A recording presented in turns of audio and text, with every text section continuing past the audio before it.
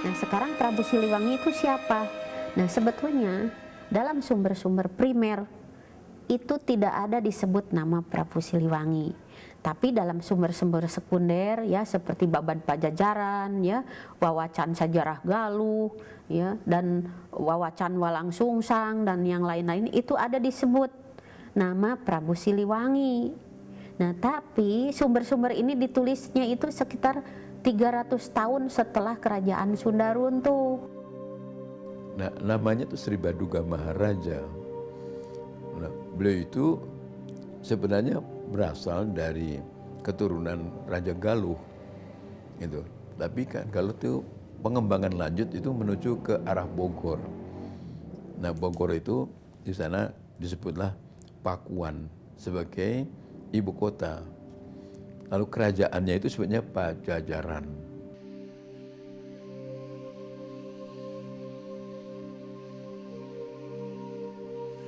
Jadi Prabu Siliwangi itu anak dari Prabu Dewa Niskala.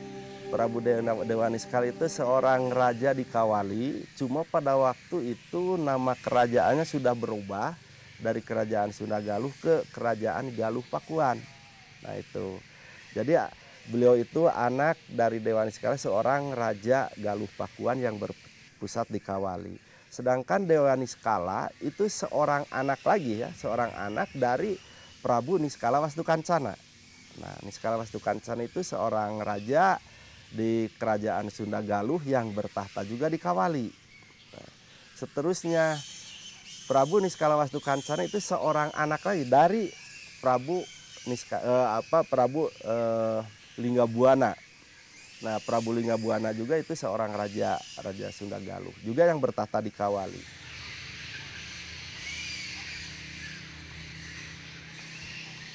Kawali yang dulu menjadi daerah kekuasaan kerajaan Galuh Pakuan, lambat laun menjadi daerah yang Islami. Jadi dari Cirebon itu Syarif Hidayatullah mengirim utusan para ulama-ulama jumhur masuk ke Kawali. Tercatat ada 7 ya. Pada waktu itu dari ke-7 tokoh ini tidak ditolak atau tidak dihilangkan dengan serta-merta, tapi dianggapnya itu sebagai satu budaya. Nah, cuma dalam penyampaian doa, penyampaian kehendak itu memakai lapad-lapad Islam, diambil dari Al-Quran. Nah, jadi tata caranya silahkan. Yang tata cara Buddha dipakai sebagai budaya, ya, sebagai tradisi, tapi muatannya di dalamnya penyampaian dan doa-doanya memakai atau mengambil dari ayat-ayat suci Al-Quran. Nah, itu satu toleransi dan satu trik juga itu dalam mengambil simpati dari masyarakat Kawali terhadap ajaran Islam yang notabene pada waktu itu masih baru. Syekh Syarif Hidayatullah mulai menyebarkan ajaran Islam di tanah kekuasaan kerajaan Pajajaran. Syarif Hidayatullah sambil menyebarkan Islam juga menguasai kerajaan-kerajaan kecil ya, mulai dari Talaga, Kuningan, tadi Galuh. Kemudian dia juga menyebarkan Islam itu melalui Sumedang, dari Sumedang terus ke Bandung.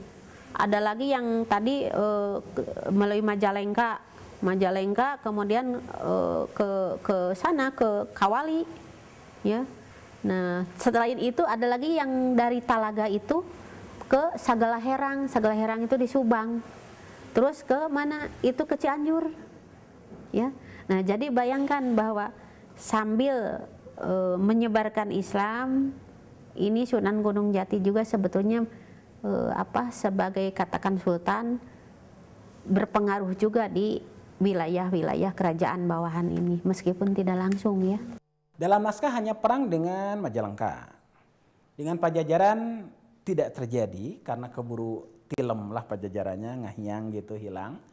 Banten tidak, karena Banten dengan anaknya kan yang juga menyebarkan di Banten, Syekh Maulana di situ.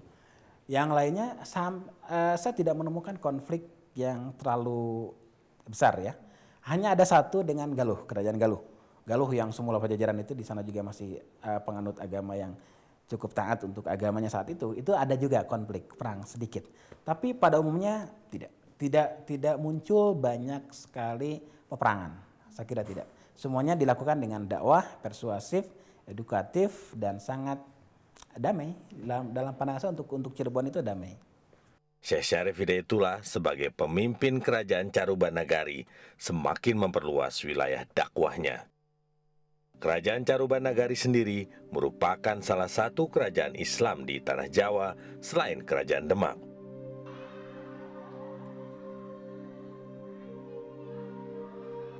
Sebagai sesama kerajaan Islam, hubungan antara kerajaan Caruban Nagari dan kerajaan Demak terjalin erat. Sebetulnya Cirebon ini ya, karena nanti namanya Pakungwati itu jadi Kesultanan Cirebon, itu hubungan vasal. Jadi ini daerah lindungan begitu. Kenapa demikian? Jangan lupa bahwa kalaulah benar bahwa Syarif Hidayatullah itu dinikahkan dengan adik Sultan Trenggono, lalu diminta menyebarkan Islam di sini, itu statusnya adalah sebagai utusan. Utusan yang kemudian ditempatkan di Cirebon dan anaknya malah disimpan di Banten. Nah, berarti dia ini sebetulnya sebagai bawahan vasal ya. Dan jangan lupa juga bahwa setelah tahun 1482 itu dinyatakan bahwa Kesultanan Pakungwati berdiri, itu juga sekaligus Syarif Hidayatullah itu melepaskan diri dari dari statusnya sebagai taklukan atau kerajaan bawahan dari kerajaan Sunda. Sebagai ulama sekaligus pemimpin, Syekh Syarif Hidayatullah juga kerap dimintai saran oleh raja di kerajaan Demak.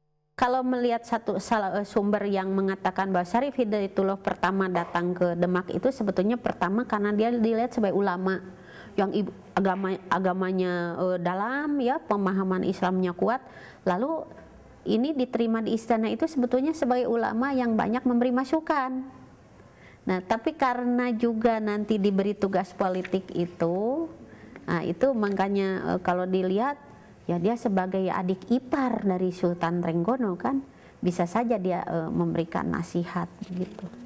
Baik sebagai ulama maupun sebagai katakanlah panglima yang ditugaskan melakukan Islamisasi di kerajaan Sunda.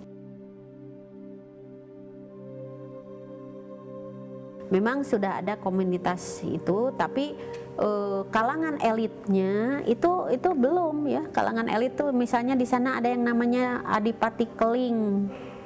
Nah, Adipati Keling itu katakanlah sebagai tokoh begitu ya, itu untuk diislamkan itu terpaksa Syarif Hidayatullah menggunakan kekeramatannya itu ya. Diceritakan misalnya waktu itu kan Adipati Keling ya menantang begitu kepada Syarif Hidayatullah ini, lalu oleh menantang tuh gimana, dengan cara mau merampok begitu, sambil menguji kesaktiannya gitu. Lalu kata Syarif Hidayatullah itu begini, nah kalau ini yang kamu mau harta ini ambil katanya. Jadi itu ada pohon besar dijadikan emas begitu. Pada akhirnya proses Islamisasi berjalan lancar, tidak banyak terjadi penolakan. Hal ini disebabkan karena cara penyampaian serta pembawaan Sang Wali Allah begitu bijaksana. Jadi masyarakat umum sebelumnya mengenal ke Syekh Syarif Hidayatullah sebagai Sunan Gunung Jati dan sebagai Sultan Aulia. Ini cerita sebelumnya. Masyarakat sekarang itu sangat respons sekali kalau zaman sekarang. Dia sangat gembira sekali. Karena tutur bahasa yang halus, tingkah pola yang lembut, sebagai suri teladan. Jadi wajar Anda kata masyarakat sangat hormat sekali. Perilakunya baik, dibantu dengan orang juga cukup baik. Dan juga keturunan juga dari keturunan Mbah Barusia sebagai cucunya. Jadi sebagian besar itu nggak ada yang nolak. Yang nolak itu bagi yang mempertahankan kepercayaannya. Umpamanya dari waktu dulu, umpamanya kenal agama Sangyang atau agama Hindu, mungkin tidak kurang respon. Makanya pergi ke ujung pulau. Ada bagian sama sekarang masih nggak mau masuk Islam. Proses Islamisasi bukan seperti yang dituliskan dalam dongeng-dongengnya dibuat orang Barat. Seperti adanya perang, adanya itu, tidak. Jadi secara smoothly. Jadi dengan berbuat baik itu lebih Islam, cepat daripada kita menindas. Buktinya teorinya Barthem mengingatkan bahwa dengan adanya penindasan Barat terhadap orang-orang Hindu, maka raja-raja Hindunya pun beralih agama, konversi agama. Sehingga dalam Yosef van Leer, Indonesian Trade and Society, itu disebutkan bahwa itu dengan political motif untuk mempertahankan kedudukannya, dia lalu memeluk agama Islam. Sebagai pemimpin sekaligus ulama, sang wali pun berhasil membangun wilayahnya menuju kata sejahtera dan damai.